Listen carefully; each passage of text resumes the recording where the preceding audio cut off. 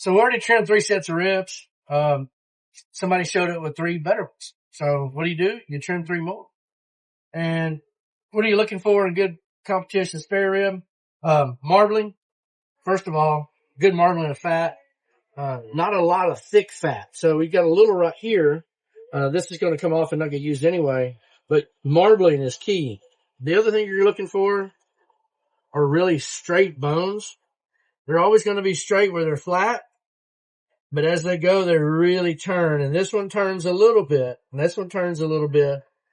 But these two, we've already trimmed. We've got the membrane off of. You can see they're really straight all the way. These turn just a little. But this one, marbled as well. Look how straight.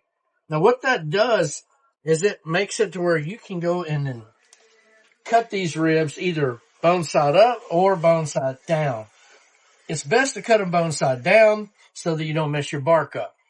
And it makes it much easier to cut when they're bone side down if the bones are straight. That way you don't have to worry about cutting into a bone and leaving an equidistant amount of meat on both sides of the bone. So you can go right through each one and not worry about messing it up instead of flipping it over and messing up the bark on there. So it just, it makes it real easy if the bones are straight. You want good marbling. You don't want too much meat.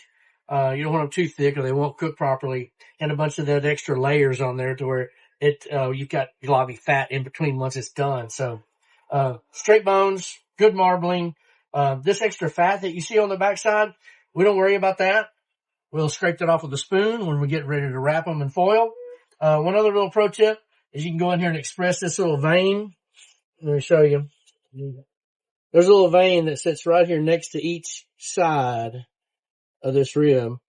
And sometimes they're full of blood, sometimes they're not. But if you run your fingers down the side, if there's any excess blood, and you'll see it coming out right there at the end, and these don't have a lot. This has a little. You'll see it come out right at the end. But if you ever cook your ribs, see that right there? If you cook your ribs and you see all of this black stuff accumulate on the end of the bone, that's just blood that comes out of these veins next to the bones. So one extra little step, you can always pick it off at the end, but if you've got the time, just run your fingers down them and express that vein. And again, you can scrape that fat off toward the end if it's excessive when you wrap it. So that's your little tip on a competition spare rib here in Texas or anywhere else in the States for that matter. That's how it goes.